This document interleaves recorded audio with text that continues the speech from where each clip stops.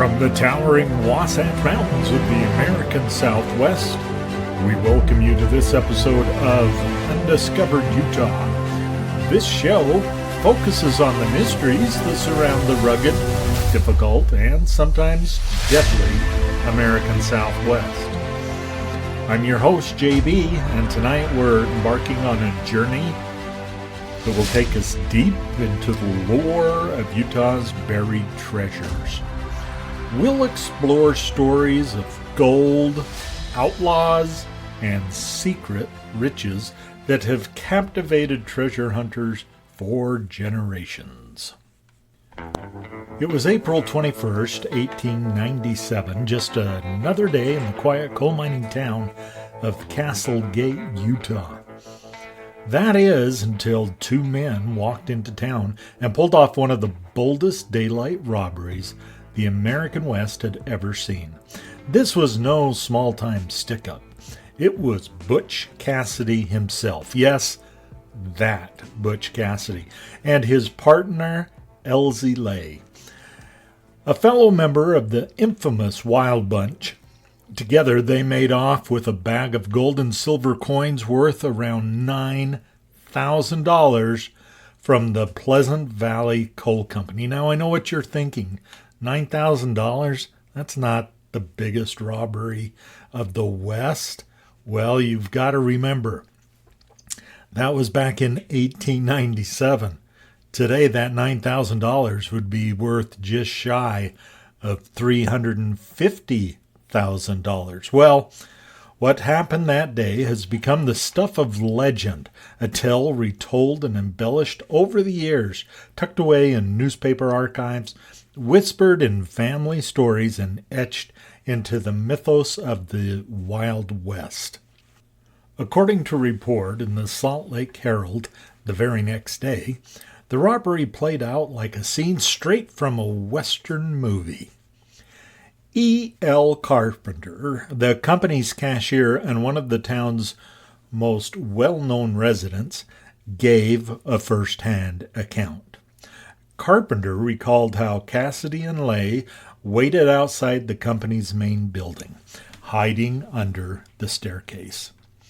As Carpenter and a co-worker stepped outside, the outlaws sprang into action. "Drop them sacks and hold up your hands," they shouted. Once the loot was in hand, one of the men, likely Cassidy, spun his revolver dramatically and fired several shots into the air, just to cause a panic.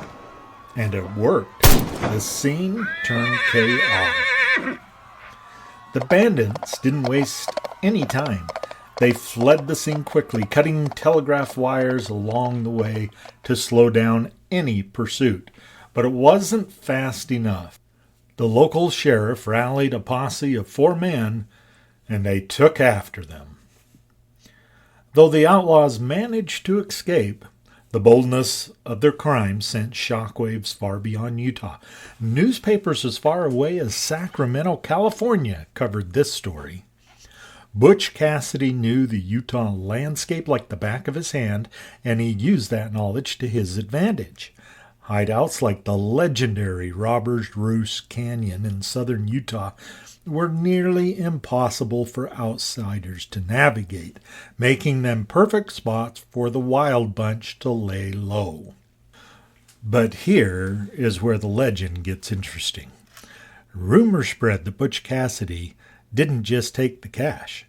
He buried a portion of the loot somewhere along the way. Treasure hunters have searched for decades, hoping to find the hidden cache of gold and silver. Yet despite endless speculation and searches, Cassidy's lost treasure has never been found. It's a lot of ground to cover and some of the most difficult terrain to navigate even today. Most likely, the treasure is still out there. But Butch Cassidy took this secret to the grave. It's stories like these that help keep the spirit of the Wild West alive. Long after the days of outlaw justice and frontier towns, legends like the Castle Gate robbery give us a glimpse into the past, a past filled with danger, rebellion, and no shortage of drama. Next, we head to Uinta County, home of the now famous Blind Frog Ranch, a 160-acre stretch of land that's become a hotbed of paranormal activity and a treasure hunting frenzy. So what's all the hubbub about? Nestled in a remote desert landscape of eastern Utah is a place that is as mysterious as the name, Blind Frog Ranch. The name, it comes from a eerie discovery. Blind frogs, found deep underground within a flooded cavern that crisscrosses the property. The man behind the legend is Dwayne Ollinger, a former oil man turned treasure hunter. Dwayne originally bought the land with plans to build a wellness center, but those plans changed fast. The land had other ideas. After drilling for water, Dwayne and his son Chad stumbled upon hundreds of blind frogs living in total darkness underground. That discovery set them on a completely different path, one that led straight into the unknown. What drew them in even further was a bold theory that lost Aztec gold could be hidden somewhere beneath the ranch. That possibility lit a fire under Dwayne and his team, and they began exploring the caverns, looking for clues, chasing stories, and uncovering some pretty strange things along the way. We're talking bizarre energy anomalies, unexpected meteorites, and even what might be ancient ceremonial sites. And yes, treasure. They have found curious artifacts, a mysterious huge box, also in a flooded underground cavern, and possible signs of even more hidden riches waiting to be uncovered. If this all sounds like something out of a TV show, well, it is. Mystery at Blind Frog Ranch on the Discovery Channel follows Dwayne and Chad and their crew as they dive deeper and deeper into the ranch's secrets and pursue the treasure they believe is buried beneath their feet. So, is there really ancient gold hidden in Utah's rocky underworld? What's with the blind frogs and the huge box? Some Native Americans believe the land is protected by ancient spirits that stand guard over the Aztec treasure. Oh, and did you know that apparently early Mormon pioneers took a special interest in this same section of Utah? You need to listen to our episode on the Lost Roads Mine. The two stories could be oddly related. So, why in the world would Aztecs bring a golden treasure all the way to Utah, of all places? Well, there are some researchers that believe that the area of land now called the state of Utah was once the original homeland of the Aztec ancestors. Now, with their own TV show, the search is expanding beyond Blind Frog Ranch as their relentless search continues.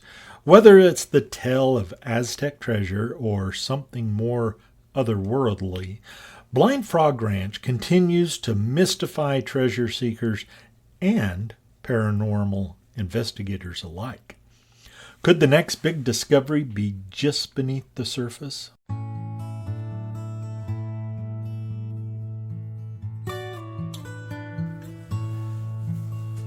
The next story begins with Spanish conquistadors who were searching for, get this, Aztec gold. The Spanish supposedly mined a vast amount of gold in the Utah mountains, only to hide the entrance to the mines before abandoning the area. Why would the Spanish just abandon the area if it was so rich in gold? Well, apparently the Spanish enslaved the native indigenous peoples to work in the mines, and they didn't treat them very well. Many indigenous people lost their lives at the hands of the Spanish, so the native tribes joined forces and revolted against the Spanish, and the Spanish were overpowered and had to flee the area. The native peoples, not wanting the Spanish to return, or anyone else for that fact, buried and hid the mines. So today they call them lost. One such mine is the Lost Josephine mine. And this is a confusing story. Some legends say that the Lost Josephine mine and the Lost Rhodes mine are one and the same. They say it is somewhere in the Uinta Mountains, maybe on or near Blind Frog Ranch, or maybe not. Others believe it is on the western side of the Uintas near Hoyt Peak, and others say it isn't even in the Uintas at all, and that it's actually located on the Henry Mountains in southern Utah. Now, do you see why we call them lost?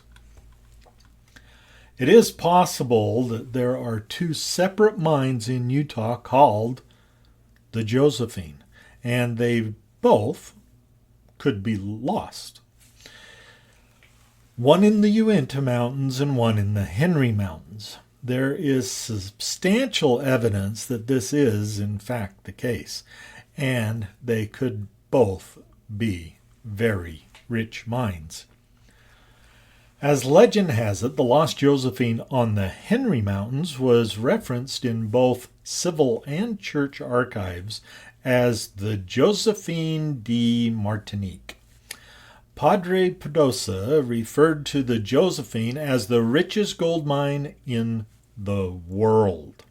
Around 1868, a man known as John Burke arrived at a stage station at Deseret Springs, Utah, and began telling Ben Bowen that he knew where the lost Spanish mine of the Henry Mountains was hidden.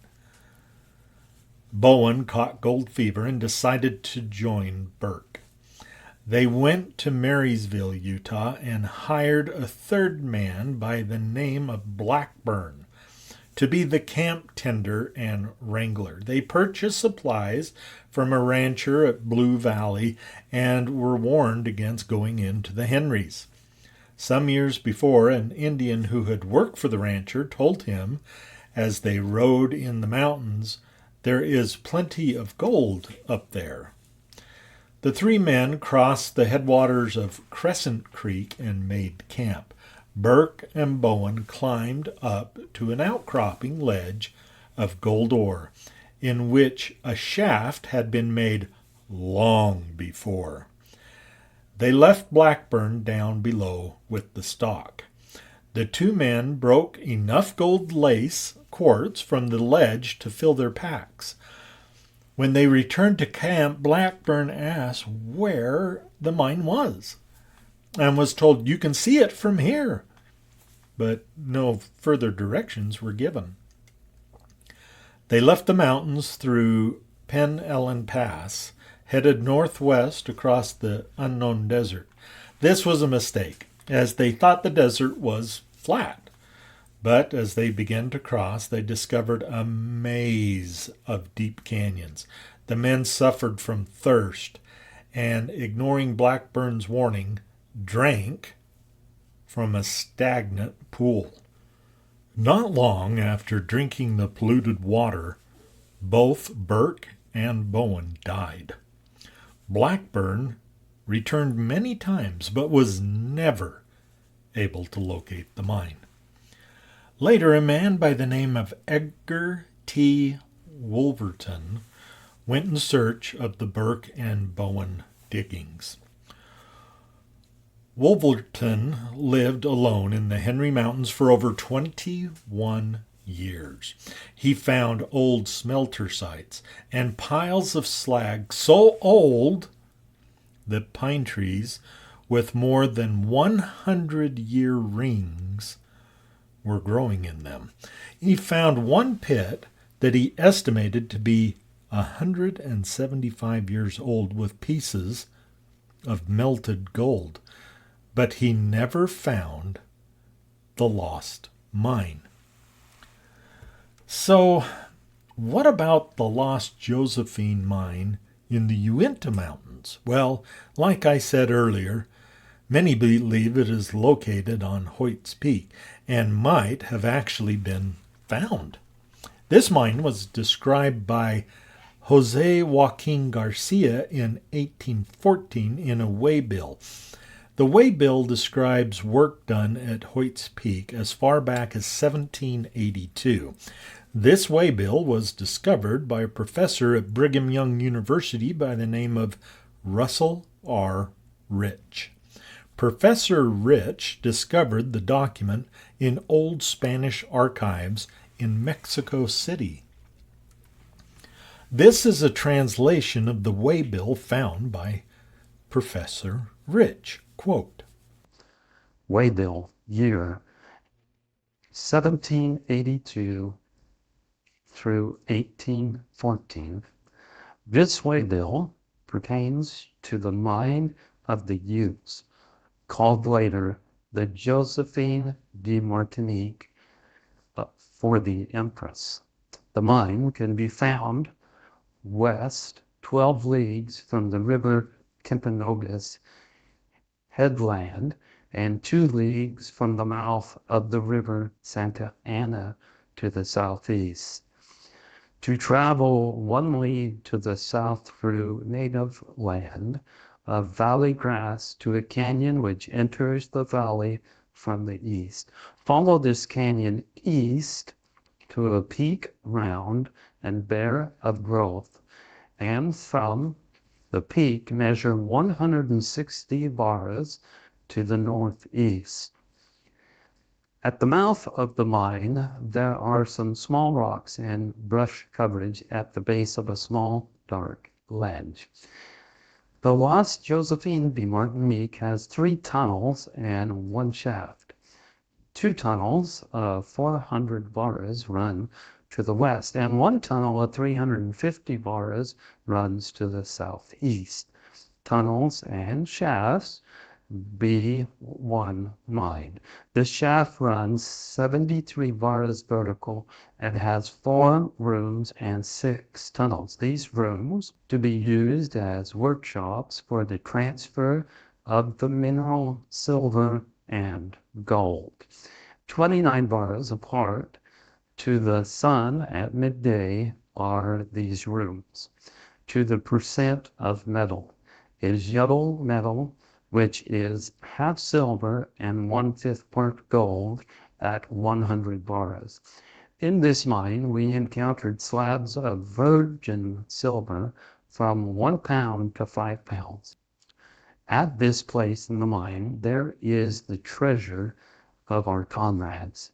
46 bars from the porthole of the mine in the center of the tunnel, and 8 bars beyond 1 door of thick wood, there is the treasure. There are many slabs of virgin silver, 650 cargoes of bar silver, and 240 cargoes of bar gold. That are 6 millions. Their treasure was abandoned for fear of death by hostile natives. Of 42 comrades, 8 survived. End quote. Many old mines have been discovered on Hoyt's Peak. These old mines are very dangerous, and most of them are on currently active claims. To this day, no great treasure has been found that I am aware of. If you know something different, please let me know. As far as the Uinta's Lost Josephine mine being the same thing as the Lost Rhodes mine, no one knows for sure. You can listen to our episode on the Lost Rose mine for more information.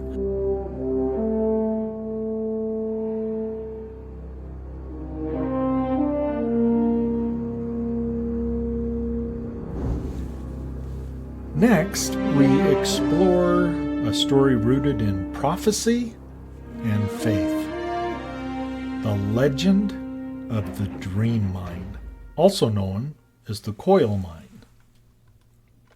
In the late 1800s, John Hiram Coyle, a Mormon bishop from Spanish Fork, claimed to have had a vision of a rich mine that would provide wealth to the faithful in times of financial hardships prior to the second coming of Jesus Christ. According to Coyle's vision, this hidden mine contained untold riches, but it would only be revealed at the right time. Coyle's followers worked tirelessly to excavate the site, despite never striking significant riches. Even after Coyle's death, believers maintained hope that the prophecy would come true. Bishop John Coyle was excommunicated from the Church of Jesus Christ of Latter-day Saints, and the church opposed the Dream Mine and its associated activities.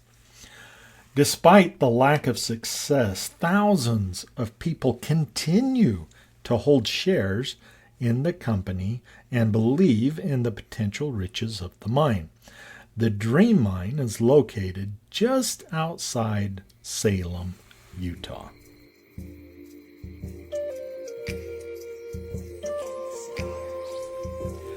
Our journey now takes us to Kanab, where the legend of Montezuma's treasure has fascinated treasure hunters for generations.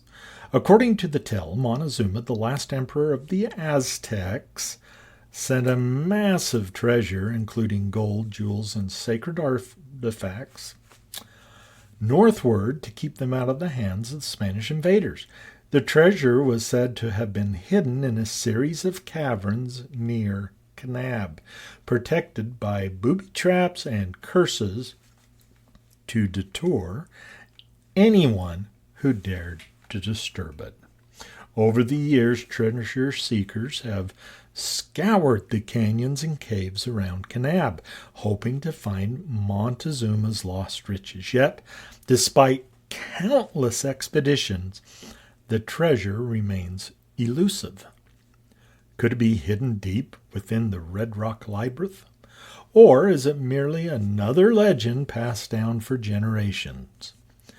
Our very first episode of Undiscovered Utah is a great place to go to get more information on this lost treasure.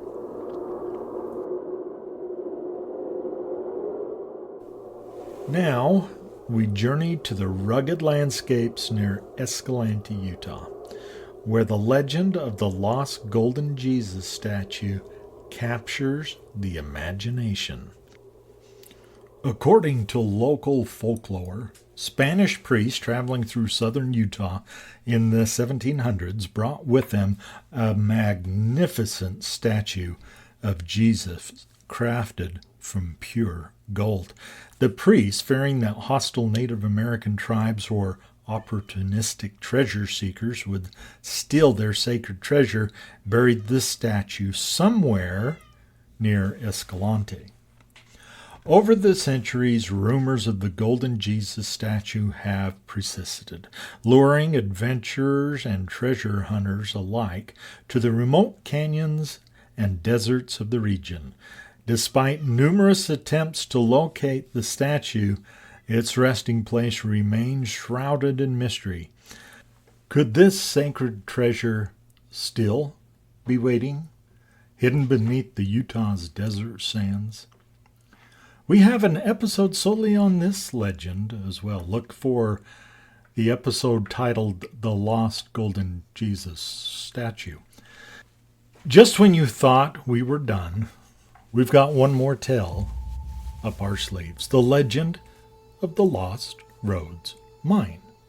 Caleb Rhodes, the same man connected with the Lost Josephine mine, was also rumored to have knowledge of several other rich gold mines hidden throughout Utah. He claimed these mines were shown to him by a Ute Native American who entrusted him with their locations. Though Rhodes' knowledge of these mines were said to be unparalleled, he refused to reveal their locations, ensuring that the riches would remain hidden for generations. To this day, the Lost Rhodes Mine continues to fuel imaginations of treasure seekers across the state. Our episode number 4 goes into great detail on this famous lost treasure story. Be sure to check it out. And there you have it, adventurers. A whirlwind tour through Utah's most captivating tales of hidden treasure and lost fortunes. Whether it's the gold of Butch Cassidy, the mysterious Blind Frog Ranch, or the prophetic promise of the Dream Mine, these stories remind us that sometimes the greatest treasures are the legends themselves. If you've enjoyed today's episode, don't forget to subscribe to Undiscovered Utah and leave us a review. Got a treasure story of your own? We would love to hear it.